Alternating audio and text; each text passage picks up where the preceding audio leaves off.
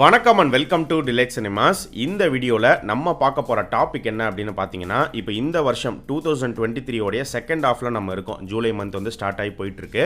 இந்த வருஷத்தோடைய first half பார்த்தீங்கன்னா ஜனவரி to June first 6 மந்த்ஸில் நிறைய தமிழ் படங்கள் வந்து ரிலீஸ் ஆகிருக்கு. ரிலீஸான தமிழ் படங்களில் ஒரு 10 படங்களை வந்து நம்ம செலக்ட் பண்ணியிருக்கோம். இந்த 10 படங்களுமே வந்து பார்க்கக்கூடிய படங்கள் அப்படிங்கிற மாதிரி ஒரு 10 படங்கள் வந்து லிஸ்ட்டு போட்டு வச்சுருக்கோம். ஸோ இந்த 10 படங்கள் என்னென்ன படங்கள் அப்படிங்கிறத பற்றி தான் இந்த வீடியோவில் நம்ம பார்க்க போகிறோம். ஸோ இந்த 10 படங்களுமே வந்து பார்த்திங்கன்னா நல்ல படங்கள் தான், கண்டிப்பாக எல்லாருமே பார்க்க வேண்டிய படங்கள் தான். இந்த 10 படங்களில் எந்த படம் ஃபஸ்ட்டு, செகண்டு, தேர்டு, ஃபோர்த்து அப்படிங்கிற மாதிரி ஒரு ஆர்டர் பண்ணியிருக்கோம். ஸோ இந்த ஆர்டரில் தான் ஒவ்வொரு படத்தையுமே வந்து நம்ம பார்க்க போகிறோம். நம்ம சேனலுக்கு நீங்கள் புதுசாக இருந்தீங்கன்னா சேனலை சப்ஸ்கிரைப் பண்ணி சப்போர்ட் பண்ணுங்கள். இப்போ வாங்க வீடியோக்குள்ளே போகலாம். ஸோ இந்த 1 to 10 ஆர்டரில் நம்ம ரிவர்ஸ்லேருந்து பார்க்க போகிறோம். அந்த வகையில் 10th பொசிஷனில் என்ன படம் இருக்குது அப்படின்னு பார்த்தீங்கன்னா, டைரக்டர் ராம் சங்கையாவுடைய இயக்கத்தில் பசுபதி, ரோகிணி, விவேக் பிரசன்னா நடித்து ரிலீஸ் ஆன தண்டட்டி. இந்த தண்டட்டி படத்தோடைய கதை என்ன அப்படின்னு பார்த்தீங்கன்னா, தேவாரம் அப்படிங்கிற ஒரு போலீஸ் ஸ்டேஷன், அந்த போலீஸ் ஸ்டேஷனுக்கு புது கான்ஸ்டபிளாக பசுபதி வந்து ஜாயின் பண்ணுறாரு. அதாவது வேற ஒரு இடத்துலேருந்து டிரான்ஸ்ஃபர் ஆகி இந்த போலீஸ் ஸ்டேஷனுக்கு வராரு. தேவாரம் அப்படிங்கிற இந்த போலீஸ் ஸ்டேஷனுடைய சுற்று வட்டாரத்துக்குள்ளே இருக்கிற ஒரு கிராமம் தான் வந்து கிடாரிப்பட்டி. ஸோ கிடாரிப்பட்டியில் ஒரு பாட்டி வந்து காணாமல் போயிடுறாங்க.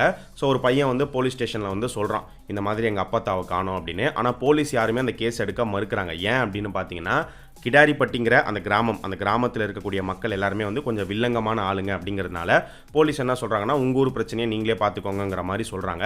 பட் ஆனால் புதுசாக இந்த போலீஸ் ஸ்டேஷனுக்கு வந்த பசுபதி அவர் வந்து சரி நான் என்னன்னு பார்க்குறேன் அப்படின்னு சொல்லி அவர் களத்தில் இறங்கி ஒரு கட்டத்தில் அந்த பாட்டியை கண்டும் பிடிக்கிறாரு. ஆனால் அந்த பாட்டியை கண்டுபிடிச்சதுக்கப்புறமா அந்த பாட்டி வந்து இறந்து போயிடுது. ஸோ இறந்து போன அந்த பாட்டிக்கு செய்ய வேண்டிய காரியங்களை செய்கிறாங்க. இறுதி சடங்கு வந்து நடக்குது. ஸோ அந்த பாட்டியோடைய காதில் இருக்கக்கூடிய 2 தங்கம், அதை தான் வந்து தண்டட்டி அப்படின்னு வந்து சொல்லுவாங்க. ஸோ மறுநாள் அடுத்த நாள் வந்து அந்த பாட்டியோடைய பணத்தை வந்து எடுக்கணும். ஆனால் இன்னைக்கு நைட்டே வந்து பார்த்தீங்கன்னா அந்த தண்டட்டி வந்து காணாமல் போயிடுது.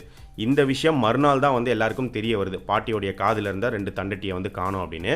ஸோ எல்லாருமே வந்து பிரச்சனை பண்ணுறாங்க, அந்த தண்டட்டியை கண்டுபிடிச்சதுக்கு அப்புறமா தான் வந்து பணத்தை எடுக்கணும் அப்படின்னு சொல்லி. ஸோ இப்போ பசுபதி அந்த இடத்துல என்ன பண்ணுறாரு அப்படின்னா, அவர் இன்வெஸ்டிகேட் பண்ண ஆரம்பிக்கிறார். யார் இந்த தண்டட்டி எடுத்தால் எதுக்காக எடுத்திருப்பாங்க அப்படிங்கிறத அவர் இன்வெஸ்டிகேட் பண்ணி கண்டுபிடிச்சாரா இல்லையா, கடைசியாக என்ன நடந்தது அப்படிங்கிறதான் இந்த தண்டட்டி படத்தோடைய மீதி கதை. இந்த படத்தில் நடித்த எல்லாருடைய பெர்ஃபார்மன்ஸுமே வந்து நல்லா இருந்துச்சு. அண்ட் ஸ்டோரி எடுத்துக்கிட்டோம் அப்படின்னா ரொம்ப சிம்பிளான ஒரு ஸ்டோரி தான். இந்த கதையை வந்து முடிஞ்ச அளவுக்கு ஹியூமர் அண்ட் எமோஷன்ஸ் கலந்து வந்து கொடுத்துருக்காங்க. ஸோ ரெண்டுமே இந்த படத்தில் வந்து ஒர்க் அவுட் ஆயிருக்கு. அண்ட் படத்தோடைய எண்டில் வந்து ஒரு சின்ன ட்விஸ்ட்டுமே வந்து வச்சிருக்காங்க. ஸோ ஓவராலாக வந்து பார்த்தீங்கன்னா ஒரு நீட்டான ஒரு ஃபிலிம், கண்டிப்பாக பார்க்கக்கூடிய ஒரு படமாக தான் இந்த தண்டட்டி படம் அமைஞ்சிருக்கு. அடுத்து 9th பிளேஸில் இருக்கிற படம் என்ன அப்படின்னு பார்த்தீங்கன்னா, டைரக்டர் சுரேஷ் ஜியோடைய இயக்கத்தில் சார்லி, MS பாஸ்கர், ஜார்ஜ் மரியன், பேபி மோனிகா, சக்தி ரித்விக் இவங்க எல்லாரும் நடித்து ரிலீஸ் ஆன எறும்பு. இந்த எறும்பு படத்தோடைய கதை என்ன அப்படின்னா, சார்லி அவருடைய முதல் மனைவிக்கு பிறந்தவங்க 2 குழந்தைங்க, ஒரு பொண்ணு ஒரு பையன். ஆனால் அந்த முதல் மனைவி இறந்து போயிடுறாங்க. ஸோ அடுத்து 2வது மனைவி அவங்களுக்கு வந்து இப்போ ஒரு கை குழந்தை வந்து இருக்குது. இவங்களுடைய குடும்ப சூழல் வந்து பார்த்தீங்கன்னா இவங்களுக்கு வந்து கடன் பிரச்சனை இருக்குது. இந்த கடன் பிரச்சனையை எப்படியாவது முடிக்கணும் அப்படின்னு சொல்லி சார்லியும் சரி அண்ட் அவருடைய மனைவி இவங்க 2 பேருமே வந்து கரும்பு வெட்டுற தொழிலுக்கு போகிறாங்க. ஸோ 20 நாள் வேலை. ஸோ 20 நாள் தங்கியிருந்து வேலையை மொத்தமாக முடிச்சுட்டு காசை வாங்கிட்டு வந்துடலாம் அப்படிங்கிற மாதிரி கிளம்பி போகிறாங்க. இவங்க 2 பேர் ப்ளஸ் இவங்களுடைய அந்த கை குழந்தையுமே வந்து கூட்டிகிட்டு போயிடுறாங்க. இப்போ வீட்டில் வந்து பார்த்தீங்கன்னா சார்லியோடைய பொண்ணு, பையன் ப்ளஸ் இவங்களுடைய பாட்டி, இவங்க 3 பேர் தான் வந்து வீட்டில் இருக்காங்க. ஸோ என்ன நடக்குது அப்படின்னு பார்த்தீங்கன்னா, கை குழந்தைக்காக வாங்கி வச்சிருந்த ஒரு மோதிரம், அந்த மோதிரத்தை அந்த சின்ன பையன் வந்து தொலைச்சிட்றான். அந்த மோதிரத்தை எவ்வளவோ தேடி பார்க்குறாங்க, கிடைக்க மாட்டேங்குது. ஸோ அவங்க என்ன பண்ணுறாங்கன்னா பயப்படுறாங்க, சித்திக்கு தெரிஞ்சால் வந்து நம்மளை கொண்டுடுவாங்க, அவங்க வீட்டுக்கு வரத்துக்குள்ளே எப்படியாவது மோதிரத்தை வந்து நம்ம ரெடி பண்ணிடணும், நம்ம வந்து வாங்கிடணும் அப்படின்னு சொல்லி அதுக்காக அந்த மோதிரம் வாங்கிறதுக்காக அக்காவும் தம்பியும் என்னென்ன விஷயங்கள்லாம் வந்து பண்ணுறாங்க, எப்படிலாம் வந்து காசு சேர்க்குறாங்க, என்ன பண்ணி கடைசியாக மோதிரத்தை அவங்க வாங்கினாங்களா இல்லையா, என்ன நடந்தது அப்படிங்கிறது தான் இந்த எறும்பு படத்தோடைய மீதி கதை. இந்த எறும்பு படமும் வந்து பார்த்தீங்கன்னா ஒரு சிம்பிளான ஒரு ஸ்டோரி தான். பட் ஸ்க்ரீன் பிளே வைஸ் அதை எடுத்த விதம் வந்து ரொம்பவே அழகாக எடுத்திருந்தாங்க. இந்த 2 சின்ன பசங்க, அக்கா தம்பி, இவங்க 2 பேரும் என்னென்ன விஷயங்கள்லாம் வந்து செய்கிறாங்க அப்படிங்கிறதா அந்த படமே. அது எல்லாமே வந்து ரொம்பவே நல்லா இருந்துச்சு. ஸோ எமோஷ்னலாக இருக்கட்டும், ஹியூமர் பார்ட்டாக இருக்கட்டும், ரெண்டுமே இந்த படத்துலையுமே வந்து நல்லாவே ஒர்க் அவுட்டாக இருந்துச்சு. ஓவராலாக ஒரு நல்ல படம், கண்டிப்பாக பார்க்க வேண்டிய ஒரு படமாக இந்த எறும்பு படம் அமைஞ்சிருக்கு. அடுத்து 8th பிளேஸில் இருக்கிற படம் என்ன அப்படின்னு பார்த்தீங்கன்னா, டைரக்டர் ஜெயபிரகாஷ் ராதாகிருஷ்ணனுடைய இயக்கத்தில் ஆக்டர் சமுத்திரகனி, கதிர் நடித்து ரிலீஸ் ஆன தலைக்கூத்தல். ஸோ இந்த தலைக்கூத்தல் படத்தோடைய ஸ்டோரி என்ன அப்படின்னு பார்த்தீங்கன்னா, சமுத்திரக்கனி இவர் வந்து ஒரு கட்டட தொழிலாளர். ஆனால் அந்த தொழிலுக்கு இவர் போகாமல் இவர் வந்து நைட் வாட்ச்மேன் வேலைக்கு போகிறார். இதுக்கான காரணம் இவருடைய அப்பா. ஸோ சமுத்திரக்கனியோடைய அப்பா வந்து பார்த்தீங்கன்னா படுத்த படுக்கையில் இழுத்துக்கிட்டு இருக்காரு. அப்பாவை பார்த்துக்கணும் அப்படிங்கிறதுக்காக தான் இந்த நைட் வாட்ச்மேன் வேலைக்கு வந்து இவர் போகிறாரு. பட் இந்த விஷயம் இவருடைய ஒய்ஃபுக்கும் ஒய்ஃப் சைடுக்கு வந்து பிடிக்கல. அவங்க என்ன சொல்கிறாங்க அப்படின்னா, உங்கள் அப்பாவுக்கு வந்து வயசாயிடுச்சு, கடைசி ஸ்டேஜில் இருக்காரு, அவருக்கு வந்து தலை கூத்தி விட்டுருங்க அப்படிங்கிற மாதிரி சொல்கிறாங்க. ஆனால் சமுத்திரக்கனி வந்து பார்த்தீங்கன்னா இல்லை எங்கள் அப்பா வந்து மறுபடியும் எந்திரிச்சு வருவார் அப்படிங்கிற மாதிரி ஒரு நம்பிக்கையோடு இருக்கார். ஸோ இது ஒரு பக்கம். இன்னொரு பக்கம் படுத்த படுக்கையில் இருக்கிற சமுத்திரக்கனியோடைய அப்பா, அவருடைய மெமரிஸ் அவர் நினச்சி பார்க்குற மாதிரி அவருடைய பாஸ்ட் லவ் ஸ்டோரியை வந்து காட்டப்படுது. ஸோ அவருடைய லவ் ஸ்டோரி என்ன ஆச்சு அண்ட் இங்கே ப்ரெசண்ட்டில் வந்து அவரை வந்து தலை கூத்துனாங்களா இல்லையா, என்ன நடந்தது அப்படிங்கிறது தான் இந்த படத்தோடைய மீதி கதை. இந்த படத்தில் பெர்ஃபார்மன்ஸ் எல்லாருமே நல்லா பெர்ஃபார்ம் பண்ணியிருப்பாங்க. பட் மெயினாக வந்து பார்த்தீங்கன்னா சமுத்திரக்கனி அவருடைய பெர்ஃபார்மன்ஸ் ரொம்பவே சூப்பராக இருந்துச்சு. அண்ட் இதை தாண்டி பார்த்தோம் அப்படின்னா மெட்டஃபரிக்கலான ஸ்க்ரீன் பிளே வந்து இந்த படத்தில் இருக்கும். ஸோ நிறைய விஷயங்கள் வந்து மெட்டஃபராக வந்து சொல்லியிருப்பாங்க. விஎஃப்எக்ஸ் மூலிமா, லொக்கேஷன்ஸ் மூலிமா நிறைய விஷயங்கள் வந்து பண்ணியிருப்பாங்க. அது எல்லாமே வந்து நல்லா இருந்துச்சு. அண்ட் டயலாக்ஸுமே வந்து பார்த்தீங்கன்னா இந்த படத்தில் நல்லாவே பண்ணியிருந்தாங்க. ஸோ ஓவராலாகவே வந்து ஒரு நல்ல படமாக இந்த தலைக்கூத்தல் படம் வந்து அமைஞ்சிருக்கு. பட் இந்த படத்தில் ஒரு ஸ்லோனஸ் அப்படிங்கிறது இருக்கும். பட் ஆனால் அந்த ஸ்லோனஸ் அப்படிங்கிறது கதைக்கு வந்து தேவைப்படுற மாதிரி தான் வந்து இருந்துச்சு. பட் இந்த ஸ்டோரி வந்து எல்லாருக்கும் பிடிச்ச மாதிரியான ஒரு கதையாக இருக்குமா அப்படிங்கிறது எனக்கு தெரியல. பட் கண்டிப்பாக ஒரு பார்க்க வேண்டிய ஒரு படமாக தான் இந்த தலைக்கூத்தல் படம் வந்து அமைஞ்சிருக்கு. அடுத்து 7th பிளேஸில் இருக்கிற படம் என்ன அப்படின்னு பார்த்தீங்கன்னா, டைரக்டர் தயால் பத்மநாபனுடைய இயக்கத்தில் வரலட்சுமி, சந்தோஷ் பிரதாப், சார்லி, ஈஸ்வரி ராவ் இவங்க எல்லாரும் நடித்து ரிலீஸ் ஆன கொன்றால் பாவம். இந்த படத்தோடைய கதை என்ன அப்படின்னு பார்த்தீங்கன்னா, சார்லி அவருடைய மனைவி ஈஸ்வரி ராவ், இவங்களுடைய பொண்ணு தான் வரலட்சுமி. இவங்களுடைய குடும்பமே வந்து பார்த்தீங்கன்னா ரொம்ப ஏழ்மையான ஒரு குடும்பம். பண கஷ்டம், கடன், பண தேவை அப்படிங்கிறது இவங்களுக்கு இருக்குது. ஸோ வரலட்சுமிக்கு வந்து பார்த்தீங்கன்னா கல்யாண வயசு ஆகிடுச்சு. ஆனால் இன்னும் கல்யாணம் ஆகாமல் இருக்கிறதுக்கான காரணம் இவங்க வீட்டோடைய நிலைமை தான். ஸோ எப்படா இதெல்லாம் மாறும் அப்படின்னு இயங்கிக்கிட்டு இருக்கிற ஒரு குடும்பம்.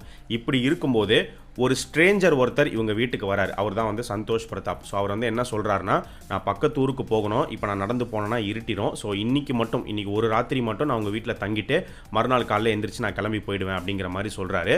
ஆரம்பத்தில் வரலட்சுமியோடைய குடும்பம் வந்து யோசிக்கிறாங்க. பட் அதுக்கப்புறமா சரி ஓகே தங்கிக்கோங்க அப்படிங்கிற மாதிரி சொல்லிடுறாங்க. அவரும் வந்து தங்கிக்கிறாரு.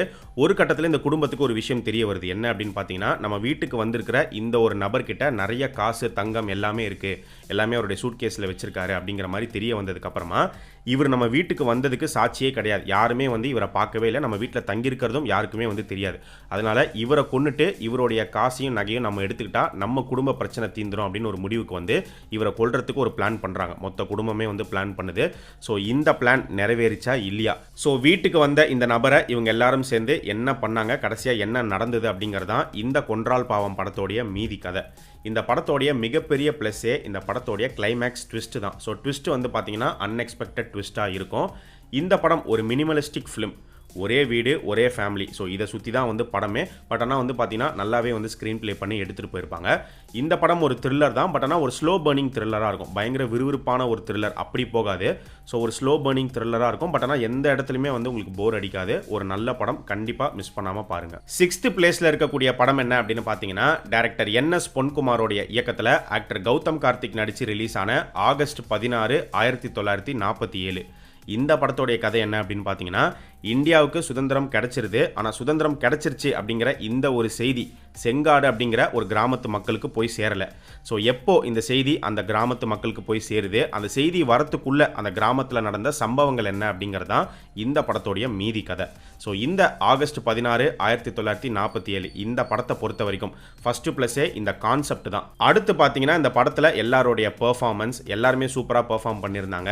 அண்ட் வில்லன் கேரக்டர்ஸ் இந்த படத்துக்கு ஒரு மிகப்பெரிய ப்ளஸ்ஸாக அமைஞ்சிருக்கு. வில்லன் கேரக்டர்ஸ் வந்து பயங்கர ஸ்ட்ராங்காக எழுதப்பட்டிருந்துச்சு. அண்ட் ஸ்ட்ராங்கான எமோஷனல் கனெக்ட், கூஸ் பம்ப்ஸ் கொடுக்குற சீன்ஸ், இந்த மாதிரி நிறைய விஷயங்கள் இந்த படத்தில் இருக்குது. ஸோ கண்டிப்பாக இந்த படமும் வந்து பார்த்தீங்கன்னா பார்க்க வேண்டிய ஒரு படமாக அமைஞ்சிருக்கு. அடுத்து 5th பிளேஸில் இருக்கக்கூடிய படம் என்ன அப்படின்னு பார்த்தீங்கன்னா, டைரக்டர் விநாயக் சந்திரசேகரனுடைய இயக்கத்தில் ஆக்டர் மணிகண்டன் நடித்து ரிலீஸ் ஆன குட் நைட். இந்த குட் நைட் படத்தோடைய ஸ்டோரி வந்து படத்தோடைய ஹீரோவான மணிகண்டன், இவருடைய பேர் மோகன். ஆனால் இவருக்கு செல்லமாக எல்லாரும் வச்சிருக்கிற பேர் மோட்டார் மோகன். ஏன்னா அந்த அளவுக்கு வந்து பார்த்தீங்கன்னா பயங்கரமாக இவர் கொரட்டை விடுவார். ஸோ கொரட்டை விடுற பிரச்சனை அப்படிங்கிறது இவருக்கு இருக்குது. ஸோ இப்படி இருக்கிற ஒரு நபர் ஒரு கட்டத்தில் ஒரு பொண்ணை மீட் பண்ணுறாரு, லவ் பண்ணி அந்த பொண்ணை வந்து கல்யாணம் பண்ணிக்கிறாரு. ஸோ இவருக்கு கல்யாணம் ஆனதுக்கு அப்புறமா இவருக்கு இருக்கக்கூடிய அந்த கொரட்டை அப்படிங்கிற அந்த ஒரு பிரச்சனை இவருடைய வாழ்க்கையில், இவருடைய மேரேஜ் லைஃப்பில் என்னென்ன பிரச்சனைகளை வந்து கிரியேட் பண்ணுது, ஒரு கணவன் மனைவிக்குள்ளே எவ்வளோ பெரிய டிஸ்டன்ஸை உருவாக்குது, வேற என்னென்ன பிரச்சனைகளை உருவாக்குது, கடைசியாக இந்த பிரச்சனைகள்லாம் எங்கே கொண்டு போய் விட்டுச்சு, என்ன முடிவு அப்படிங்கிறது தான் இந்த குட் நைட் படத்தோடைய மீதி கதை. குட் நைட் படத்தை பொறுத்த வரைக்கும் இந்த படம் வந்து ஒரு நல்ல ஃபீல் குட் படமாக அமைஞ்சிருந்தது. இந்த படத்தில் காமெடி நல்லாவே ஒர்க் அவுட் ஆயிருந்துச்சு. குறிப்பாக வந்து படத்தோடைய ஸ்டார்டிங் சீன்ஸ்லாம் வந்து பார்த்தீங்கன்னா காமெடி நல்லாவே எடுத்துகிட்டு போயிருப்பாங்க. எமோஷனல் கனெக்டும் இந்த படத்தில் அங்கங்கே அப்படிங்கிறது இருந்துச்சு. அண்ட் இதெல்லாம் தாண்டி கேரக்டர்ஸாகவே வந்து பார்த்தீங்கன்னா மணிகண்டனுடைய கேரக்டர், ஹீரோயின் மீதா அவங்களுடைய கேரக்டர், ரமேஷ் திலக்கோடைய கேரக்டர், அதுக்கப்புறமா ஒரு தாத்தா பாட்டியை காட்டுவாங்க. தாத்தாவா வந்து பாலாஜி சக்திவேல் தான் நடிச்சிருப்பாரு. ஸோ அவங்களுடைய கேரக்டர்ஸாக இருக்கட்டும். ஸோ இந்த மாதிரி இந்த படத்தில் கதாபாத்திரங்களாகவே நிறைய கதாபாத்திரங்கள் ரொம்பவே வந்து அழகாக இருந்தது. ஸ்க்ரீன் பிளேயுமே வந்து பார்த்தீங்கன்னா எடுத்துக்கிட்ட கதைக்கு நீட்டான ஒரு ஸ்க்ரீன் பிளே பண்ணி முடிச்சிருப்பாங்க. ஸோ ஓவராலாக இந்த குட் நைட் படம் வந்து ஒரு நல்ல ஃபீல் குட் படமாக வந்து அமைஞ்சிருந்தது. 4th பிளேஸில் இருக்கக்கூடிய படம் என்ன அப்படின்னு பார்த்தீங்கன்னா, டைரக்டர் ஜெகன் விஜயாவுடைய இயக்கத்தில் வினோத் கிஷன், கௌரி கிஷன் இவங்க 2 பேரும் சேர்ந்து நடிச்சு ஏஷியாஸ் ஃபர்ஸ்ட் ஸ்பிளிட் ஸ்கிரீன் மூவியா ரிலீஸ் ஆன பிகினிங் படத்தை பொறுத்த வரைக்கும் இப்போ நார்மலாக நம்ம பார்க்குற படங்கள் எல்லாமே வந்து சிங்கிள் ஸ்க்ரீன் மூவி. ஆனால் இந்த பிகினிங் படத்தில் வந்து பார்த்தீங்கன்னா ஒரு ஸ்க்ரீனை 2ஆக பிரித்து ஒரு ஸ்க்ரீனில் ஒரு கதையும் இன்னொரு ஸ்க்ரீனில் இன்னொரு கதையும் வந்து ப்ளே ஆகும். அட் அ டைமில் பேரலாக 2 கதையுமே வந்து ப்ளே ஆகும். ஸோ ஆடியன்ஸ் வந்து பார்த்தீங்கன்னா 2 கதை பார்க்குற மாதிரி இருக்கும் ஒரே டைமில். ஸோ இந்த பிகினிங் படத்தில் பார்த்தீங்கன்னா ஒரு ஸ்க்ரீனில் வினோத் கிஷனுடைய ஸ்டோரி, இன்னொரு ஸ்க்ரீனில் கௌரி கிஷனுடைய ஸ்டோரி ரெண்டுத்தையுமே வந்து காட்டுவாங்க. வினோத் கிஷன் இந்த படத்தில் ஒரு ஸ்பெஷல் சைல்டாக நடிச்சிருக்காரு. அவருடைய அம்மாவா ரோகிணி நடிச்சிருக்காங்க. ஸோ வினோத் கிஷன் வந்து பார்த்தீங்கன்னா வீட்டில் தான் வந்து இருப்பார். அவருடைய அம்மா வேலைக்கு போகும்போது வீட்டை பூட்டிட்டு போயிடுவாங்க. இன்னொரு பக்கம் கௌரி கிஷன் நீங்கள் எடுத்துக்கிட்டிங்கன்னா ஒரு சில பேரால் அவங்க வந்து கடத்தப்படுறாங்க. அவங்கள கடத்தி ஒரு வீட்டுக்குள்ளே அடைச்சி வச்சுருக்காங்க. ஸோ எதனால் இவங்களை கடத்தினாங்க, இவங்களை என்ன பண்ண போகிறாங்க, அண்ட் இந்த 2 கதைகள், ஒரு பக்கம் வீட்டில் இருக்கிற வினோத் கிஷன், இன்னொரு பக்கம் ஏதோ ஒரு வீட்டில் கடத்தப்பட்டிருக்கிற கௌரி கிஷன், இவங்களுடைய ஸ்டோரி வந்து எப்படி கனெக்ட் ஆகுது, கடைசியாக என்ன நடந்தது அப்படிங்கிறது தான் இந்த பிகினிங் படத்தோடைய மீதி கதை. இந்த படத்தோடைய மிகப்பெரிய ப்ளஸ்ஸே ஸ்பிளிட் ஸ்க்ரீன் அப்படிங்கிற இந்த ஒரு அட்டெம்ப்ட் தான். ஸோ புது அட்டெம்ப்ட் இது. ஸ்டோரி வைஸ் பார்த்தீங்கன்னா ரொம்ப நார்மலான ஒரு ஸ்டோரி தான். பட் அதை ப்ரெசென்ட் பண்ண விதம், ஸ்பிளிட் ஸ்க்ரீன் அப்படிங்கிற முறையில் 2 ஸ்க்ரீன் அட் அ டைமில் 2 கதையாக வந்து காமிச்ச விதம் வந்து ரொம்பவே நல்லா இருந்துச்சு. அதை தான் வந்து இந்த படத்தை டிஃப்ரெண்ட்டாக வந்து எடுத்துகிட்டு போயிருக்கு. ஸோ இந்த ஸ்பிளிட் ஸ்க்ரீனில் ஒரு பெரிய ஆபத்தும் இருக்குது. ஒரே டைமில் 2 கதைகள் 2 ஸ்க்ரீனையும் வந்து பார்க்கணும் அப்படின்னா ஆடியன்ஸ் வந்து கன்ஃபியூஸ் ஆகிடுவாங்க சில டைமில் எதை பார்க்குறது அப்படின்னு. பட் அதையுமே இந்த மூவி டீம் ரொம்பவே பேலன்ஸ்டாக வந்து ஹேண்டில் பண்ணியிருக்காங்க. இப்போ ஒரு ஸ்க்ரீனில் வந்து முக்கியமான ஒரு விஷயம் நடக்குது அப்படின்னா இன்னொரு ஸ்க்ரீன் வந்து அமைதியாக இருக்கும். ஸோ அந்த மாதிரி ஆடியன்ஸ் கரெக்டாக இந்த நேரத்தில் எதை பார்க்கணும் அப்படிங்கிறதுல ரொம்பவே தெளிவாக இருந்திருக்காங்க. கரெக்டாக அது மாதிரி தான் வந்து பண்ணியிருக்காங்க. அடுத்த மிகப்பெரிய பாசிட்டிவ் வினோத் கிஷன் தான். அவருடைய பெர்ஃபார்மன்ஸ்க்காகவே, அவருடைய ஆக்டிங்காகவே கண்டிப்பாக இந்த படத்தை வந்து நீங்கள் பார்க்கலாம். அந்தகாரம் அந்த படத்துலையுமே அவருடைய பெர்ஃபார்மன்ஸ் நல்லாயிருக்கும், நல்லாவே பண்ணியிருப்பாரு. அதே மாதிரி இந்த படத்தில் சூப்பரான ஒரு பெர்ஃபார்மன்ஸ் வந்து கொடுத்துருக்காரு. அவருடைய ஆக்டிங் வந்து பார்த்தீங்கன்னா இவர் வந்து நடிக்கிறாரு அப்படிங்கிறது உங்களுக்கு எந்த இடத்துலையுமே தெரியாது. உண்மையிலேயே அந்த கேரக்டராக தான் அவர் அப்படியே இருப்பார், அப்படி தான் நமக்கு தெரிவார். ஸோ சூப்பரான ஒரு பெர்ஃபார்மன்ஸ். அவருடைய பெர்ஃபார்மன்ஸ் இந்த படத்துக்கு ஒரு மிகப்பெரிய ப்ளஸ்ஸாக அமைஞ்சிருக்கு. ஸோ இந்த பிகினிங் படம் வந்து ஒரு நல்ல எக்ஸ்பெரிமெண்டல் ஃபிலிமாக அமைஞ்சிருக்கு. கண்டிப்பாக பார்க்க வேண்டிய ஒரு படம். அடுத்து 3rd பிளேஸ் பிடிச்சிருக்கிற படம் எது அப்படின்னு பார்த்தீங்கன்னா, டைரக்டர் மந்திரமூர்த்தியோடைய இயக்கத்தில் ஆக்டர் சசிகுமார் நடித்து ரிலீஸ் ஆன அயோத்தி படத்தை பொறுத்த வரைக்கும் ஒரு ஃபேமிலியை காட்டுறாங்க. அயோத்தியில் வாழ்கிற ஒரு குடும்பம், ஒரு ஹஸ்பண்ட் ஒய்ஃப், அவங்களுக்கு வந்து ஒரு பொண்ணு ஒரு பையன், 2 பேர் இருக்கிற மாதிரி வந்து காட்டப்படுது. அந்த ஹஸ்பண்ட் கேரக்டர் வந்து பார்த்தீங்கன்னா ஒரு சிடுமூஞ்சி, அதாவது அந்த மொத்த குடும்பத்தையுமே வந்து ஒரு மிரட்டலில் அவர் கண்ட்ரோலில் வச்சிருக்கிற ஒரு ஆள். பொண்டாட்டியை வந்து பெருசாக வந்து மதிக்கிறது கிடையாது. அண்ட் பசங்க, பொண்ணு பையன் 2 பேருமே வந்து பார்த்தீங்கன்னா அப்பாவை கண்டா கொஞ்சம் பயப்படுவாங்க. ஸோ இந்த மாதிரியான ஒரு ஆளாக தான் வந்து அவர் இருப்பார். அண்ட் இந்த ஃபேமிலி என்ன பண்ணுறாங்க அப்படின்னா, நம்ம தமிழ்நாட்டுக்கு ராமேஸ்வரத்துக்கு அவங்க வராங்க. எப்படி இங்கே இருக்கிறவங்களாம் வந்து காசிக்கு போகணும் அப்படின்னு ஆசைப்பட்டு நிறைய பேர் வந்து போகிறாங்களோ, அந்த மாதிரி வந்து ராமேஸ்வரம் போயிட்டு வரலாம் அப்படின்னு சொல்லி இங்கே தமிழ்நாட்டுக்கு வராங்க. இங்கே வந்ததுக்கப்புறம் ஒரு கட்டத்தில் ஒரு ஆக்சிடெண்ட் ஏற்படுது. அந்த ஆக்சிடெண்ட்டில் அந்த கணவனுடைய அவருடைய மனைவி வந்து இறந்து போயிடுறாங்க. ஸோ அவங்க இறந்து போனதுக்கப்புறமா இப்போ இந்த பாடி, அப்புறம் இந்த மொத்த குடும்பம், இவங்களை வந்து மறுபடியும் அயோத்திக்கு அனுப்பணும். மொழியே தெரியாத ஒரு ஊர்ல இப்போ இவங்க மாட்டிக்கிட்டு நிற்கிறாங்க. ஸோ படத்தோடைய ஹீரோ சசிகுமார் வந்து இந்த குடும்பத்துக்கு ஹெல்ப் பண்ண வராரு. ஸோ கடைசியாக இந்த பாடியையும் இந்த குடும்பத்தையும் வந்து அயோத்திக்கு அனுப்புனாங்களா இல்லையா, அதுக்குள்ள என்னென்ன பிரச்சனைகள் என்னென்ன சம்பவங்களை இவங்க ஃபேஸ் பண்ணுறாங்க அப்படிங்கிறதான் இந்த அயோத்தி படத்தோடைய மீதி கதை. இந்த படமும் எடுத்துக்கிட்டிங்கன்னா சிம்பிளான ஒரு ஸ்டோரி தான். ஆனால் எடுத்துக்கிட்ட ஸ்டோரிக்கு சூப்பரான ஒரு ஸ்க்ரீன் பிளே பண்ணியிருப்பாங்க. ரொம்ப யதார்த்தமாக உண்மைத்தன்மையோடு எடுத்துகிட்டு போய் இந்த படத்தை வந்து முடிச்சிருப்பாங்க. அதுவும் கிளைமேக்ஸ் எண்டிங் அந்த ஒரு போர்ஷன் வந்து பார்த்தீங்கன்னா இந்த படத்துக்கு ஒரு மிகப்பெரிய ஹைலைட்டாகவே அமைஞ்சிருந்தது. ஸோ எமோஷனல் கனெக்ட் அப்படிங்கிறது இந்த படத்தில் ரொம்பவே சூப்பராக வந்து ஒர்க் அவுட் ஆச்சு. அதுதான் இந்த படத்தோடைய மிகப்பெரிய ப்ளஸ். இந்த படத்துக்கு கிடைச்ச ரெஸ்பான்ஸ் வந்து உங்களுக்கே தெரியும். எல்லாருமே வந்து இது அவங்களுடைய படமாக வந்து எடுத்து கொண்டாட ஆரம்பித்தாங்க. ஸோ இந்நேரம் கண்டிப்பாக எல்லாருமே படம் பார்த்துருப்பீங்க. பட் இன்னும் பார்க்காம யாராவது இருந்தீங்கன்னா மிஸ் பண்ணாமல் இந்த அயோத்தி படத்தை போய் பாருங்கள். அடுத்து செகண்ட் பிளேஸ் பிடிச்சிருக்கிற படம் எது அப்படின்னு பார்த்தீங்கன்னா டைரக்டர் விக்னேஷ் ராஜாவோடைய இயக்கத்தில் ஆக்டர் அசோக் செல்வன், சரத்குமார் இவங்க 2 பேரும் சேர்ந்து நடித்து ஒரு த்ரில்லர் படமாக ரிலீஸ் ஆன போர் தொழில். இந்த படத்தோடைய ஸ்டோரி என்ன அப்படின்னு பார்த்தீங்கன்னா திருச்சியில் தொடர்ந்து கொலைகள் நடக்க ஆரம்பிக்குது. மர்மமான முறையில் நிறைய பெண்கள் கொலை செய்யப்பட்டு இறந்து போகிறாங்க. இந்த கொலைகளை யார் பண்ணுறா, எதுக்காக பண்ணுறா அப்படிங்கிற அந்த கொலைகாரனை போலீஸ் கண்டுபிடிச்சாங்களா இல்லையா அப்படிங்கிறதான் இந்த போர் தொழில் படத்தோடைய மீதி கதை. ராட்சசன் படத்துக்கு அப்புறமா அடுத்து இன்னொரு ஸ்ட்ராங்கான ஒரு த்ரில்லர் படமாக இந்த போர் தொழில் படம் வந்து இப்போ ரீசெண்ட் டைம்ஸில் வந்து அமைஞ்சிருக்கு. ஸோ இந்த படத்தோடைய ஸ்க்ரீன் பிளே வந்து பார்த்தீங்கன்னா ஒரு த்ரில்லர் படத்துக்கு எப்படி ஒரு ஸ்க்ரீன் பிளே இருக்கணுமோ அந்த அளவுக்கு பயங்கர விறுவிறுப்பாக எடுத்துகிட்டு போய் முடிச்சிருப்பாங்க. ஸோ கேரக்டர் வைஸ் பார்க்கும்போது சரத்குமார், அசோக் செல்வன் 2 பேருடைய கேரக்டருமே ரொம்பவே நல்லா இருந்துச்சு. இவங்களுடைய காம்போவுமே வந்து நல்லா இருந்துச்சு. ஸோ இவங்களுடைய காம்போவில் நடக்கிற அந்த ஹியூமர் பார்ட்டும் நல்லா ஒர்க் அவுட் ஆயிருந்துச்சு. ஸோ ஸ்க்ரீன் பிளே வைஸ்மே வந்து பார்த்தீங்கன்னா இந்த கதைக்கு எது தேவையோ அதை மட்டுமே ஃபோக்கஸ் பண்ணி கொண்டு போயிருப்பாங்க. இந்த படத்தில் பார்த்தீங்கன்னா பாட்டே கிடையாது, லவ் சீன்ஸும் இருக்காது. ஸோ ஃபுல் அண்ட் ஃபுல் ஸ்டோரியை மட்டுமே கான்சென்ட்ரேட் பண்ணி கொண்டு போய் முடிச்சிருப்பாங்க. இந்த படத்துக்கு கிடைச்ச வெற்றி பார்த்தீங்கன்னா ஒரு மிகப்பெரிய வெற்றி. இந்த படம் வந்து ஒரு ஸ்மால் பட்ஜெட் ஃபிலிம் தான். ஆனால் இந்த படம் கலெக்ட் பண்ணது வந்து பார்த்தீங்கன்னா 50 கோடி ரூபா வந்து வேர்ல்டு வைட் கலெக்ட் பண்ணிருக்கு. ஸோ ஒரு சூப்பரான ஒரு நல்ல த்ரில்லர் படமாக தமிழில் ரீசெண்ட் டைம்ஸில் அமைஞ்சிருக்கு. ஃபைனலாக ஃபர்ஸ்ட் பிளேஸில் இருக்கக்கூடிய படம் எது அப்படின்னு பார்த்தீங்கன்னா டைரக்டர் வெற்றிமாறனுடைய இயக்கத்தில் ஆக்டர் சூரி, மக்கள் செல்வன் விஜய் சேதுபதி நடித்து ரிலீஸ் ஆன விடுதலை பார்ட் 1. ஸோ விடுதலை படத்தோடைய ஸ்டோரி எடுத்துக்கிட்டோம் அப்படின்னா மக்கள் படையோடைய தலைவராக பெருமாள் வாத்தியார் இருக்கார். விஜய் சேதுபதி அந்த கேரக்டர் ப்ளே பண்ணியிருப்பார். ஸோ இந்த மக்கள் படையை எப்படியாவது பிடிச்சே ஆகணும் அப்படின்னு சொல்லி கவர்மெண்ட் வந்து ஒரு பெரிய போலீஸ் டீமையே வந்து இறக்கி விட்டுறாங்க.